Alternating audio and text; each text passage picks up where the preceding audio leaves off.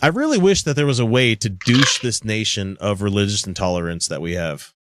I know that these folks are all on the fringe of whatever group that they belong to, which is why I wish it were easy to get rid of them.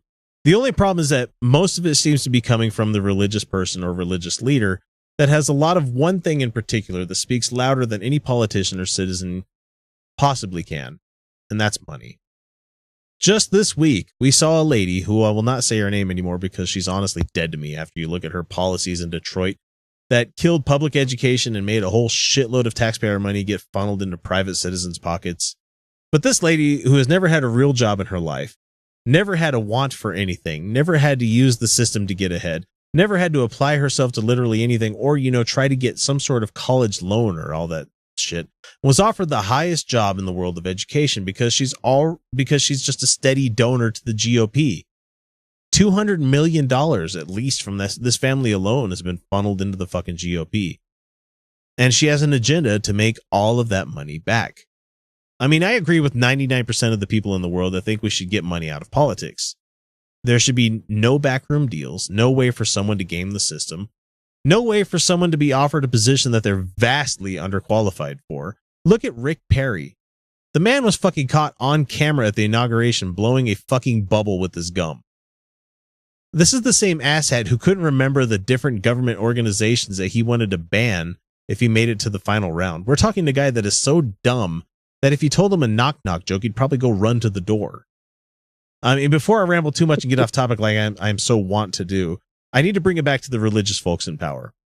The ones who take without returning it to their parishioners. I'm talking about the mega churches, the Catholics, the Scientologists, the Mormons, who are more concerned with their wealth and how much land that they own, as opposed to actually giving most of it back to their members. As far as I can tell, Christ was a crazy dude, first and foremost, but he was a guy who told rich fuckers to give all their shit away. And I always find it hilarious that religious leaders are okay with showing off their possessions instead of, feeling ashamed that they own it in the first place. You have Creflo Dollar that's asking for a new fucking airplane, when most religious people would be like, oh, I have an airplane. I should probably get rid of that and give it to, the poor people. But they don't do that. When someone in your neighborhood is suffering, take care of them. Offer help. Talk with them. A humanist does these things without prompting. But if you feel like you need something to be rewarded, then by all means, keep building that mansion in the sky. Just help out your fellow persons. Just quit deluding yourself into thinking that your choice of snake oil salesman is in this business to help you. They're not.